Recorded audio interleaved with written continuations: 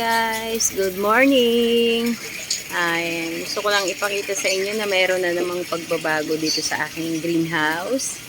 Ayan, pinagpalit-palit ko na naman sila. Si Black Cardinal kasi is natumba.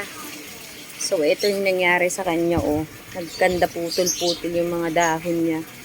And then mukhang kailangan ko na siyang i-propagate kasi ayan na guys, oh. Sobrang haba na nung katawan niya at hindi na siya maganda. Parang hindi na masyadong nagbibigay ng magandang dahon. Ito yung bagong unpaired na dahon niya, oh. So, parang dapat na natin yung i-propagate. And then ang ating pink princess, ito, lumalaki na siya. Mahaba na, oh. Ito yung bagong dahon niya at maganda naman yung variegation. At ang ating Borsigiana, ito siya na guys. Nagbigay na ulit siya ng bagong dahon. Ito yung sinundan niya guys. Wala pa siyang penetration. Kasi parang medyo maliit pa. So, baka yung mga susunod na dahon pa.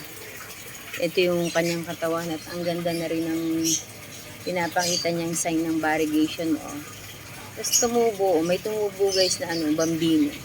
Alopecia na bambino. So, hinayaan ko na lang muna dyan kasi mukhang gusto niya dyan eh. Baka pag tinanggal ko kasi mamatay na naman. Sensitive yan guys. Pagka meron ako dati niyan, siguro yun yung napasama sa lupa na parang bulb niya, nabuhay dyan. So, dyan na lang muna siya. Huwag na nating alisin yun dyan. And then, ito na yung pagbabago. Ayan, nabali na ng hangin guys yung elephant ear na variegated. Sayang, oh. Nano ng hangin. Ang ganda pa naman ng variegation nito. Ang lakas kasi dito ng hangin, guys. Isang araw na. So, ayan. At yung aking Homalumina na black. So, akala ko namatay na siya, guys. So, hindi pa pala. Kasi as in yung bulb niya siguro sa ilalim malaki. Kaya, ayan, oh. Tumubo siya. Tatlong sanga. Tapos may isang baby siya. Ayan, oh. So, ang ganda. Kasi akala ko namatay na eh. Kasi gusto ko yan eh. Si Black Homalumina. And then ito guys na barley marks na variegated to. So, inilagay ko na siya sa lupa. Kasi baka babalik yung variegation niya. So, kinat ko ito doon sa nandun ko sa loob. Kasi nag-green siya eh. Sabi kasi nila, pag nag-green na yung mga variegated, so itap-cut mo na ng itap-cut, tapos nabalik. So bumalik naman. Kaya lang ito, hindi pa siya nabalik yung pagka-variegation niya. Dalawa yan guys, nandito yung isa oh. So green pa din. So hayaan lang natin dyan. And then, yung tinap-cut natin na manjula guys, ayan oh. Ang laki talaga niya as in. Sobrang lalaki ng mga dahon niya. Ito siya oh, yan. Ayan. Kasi ang laki ng katawan niya guys oh. Ayan. Ayan ang mga bagong dahon niya. So dyan natin inilagay. Basta mga variegation. May mga variegation ng halaman. Kailangan nandyan siya sa part na medyo may nakukuha din siyang araw. And then ang ating variegated na fideline. So dito ko na siya inilagay guys. Kasi doon siya dati sa pwesto ni Cardinal. Pinagpalit ko sila. Kasi masyadong doon. Hindi na wide ang kanyang mga dahon. So, ang laki na kasi niya, giant na. So, ayan as in, giant na siya, guys. So, dyan ko na lang siya inilagay para nakaka-open yung mga dahon niya. Ayan, diba? Sobrang giant na ng mga halaman ko dito sa greenhouse, guys. And then, yung ating bilite, tingnan nyo, super giant na yan, guys. Hindi ko pa siya tinataptat kasi ang ganda ng sayang. Bali, 3 puno yan. May 2 ako doon. Maliliit pa lang. And then, ang ating dating pwesto ni Manjula is nandito sa daipen na to. So, pinagpalit ko sila. Ayan, ang giant na rin guys yung daipen, oh. So, andito na si Manjula. Ayan siya. Ayan. Kung napapansin nyo guys, giant na rin yan. Tingnan nyo yung mga dahon. Hindi na siya talaga mukhang Manjula. Para na siyang potus. So, magmula sa ganitong dahon niya guys, oh, ayan, oh, diba, ang liit. Tapos biglang lumaki kasi nga, ang laki nung lagay ko na parang coco pole na DIY. So, ayan. Hanggang sa naging ganyan nakalaki, oh guys, oh, ang katawan niya. Tapos, ayan. Ayan, tapos ang ganyan. Ganyan na yung mga dahon niya. Naging giant na. And then, ayan, oh, green, giant na giant. Ito yung sinasabi ko sa inyo guys. Pag ang halaman nyo is variegated at napalagay siya sa malilom, ayan, mas ibinibigay niya ang green na dahon compare sa parang ganito ang variegation. Kaya kailangan nandyan siya talaga sa medyo may kunting araw at sobrang liwanag. Tingnan mo, ayan, di ba? Ang ganda ng variegation niya. So, di ba, ito yung mga hindi masyado. Ang lalaki na, nakakatuwa. As in, giant sila, guys. Sobra. Tapos, ito yung ating gizzard na isa. Ito yung isang baby, yung mother, andun, ang laki na rin. So, pwede na rin siyang itapkat.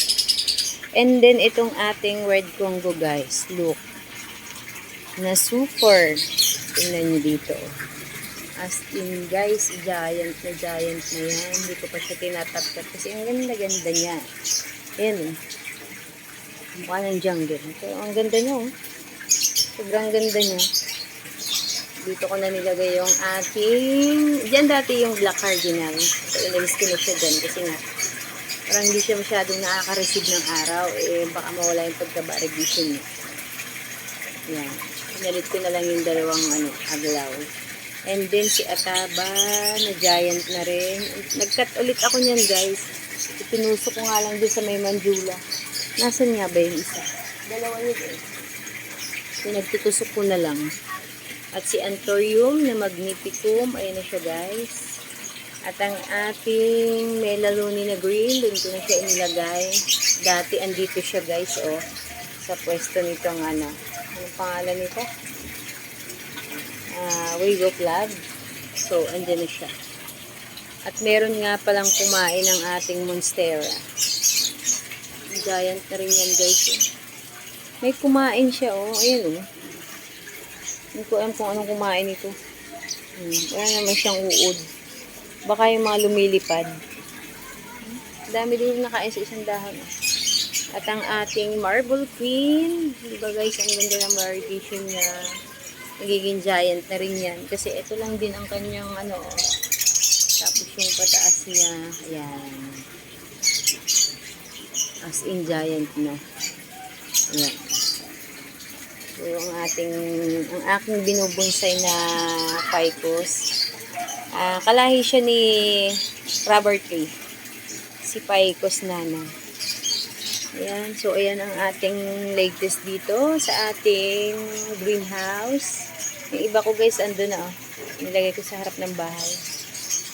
At ang ating arwana, andyan, ang lalaki pa rin nila. So, yan na, guys, ang ating update. Kasi hindi ako masyadong nakakapag-video na. Ito ang ating Sanadu. Yan na ito, guys. Yan ang puno nyo.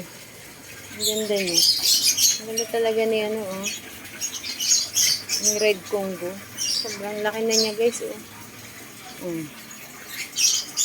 Sobrang laki niya. Lalo na si Billy Tay. As in. Yung ating buntot pusa, guys, ang ganda, ah. Nagtanim ako niyan sa paso. Gusto ko siyang parang gawing Christmas tree. Kasi hindi siya nawawalan ng ng bulaklak. Ang ganda. At ang ating ano to? Albuna. Lagi ko itong nakakalimutan. Andun, pinapagapang ko siya, guys, sa pader para gumanda. Magkakat din ako niyan.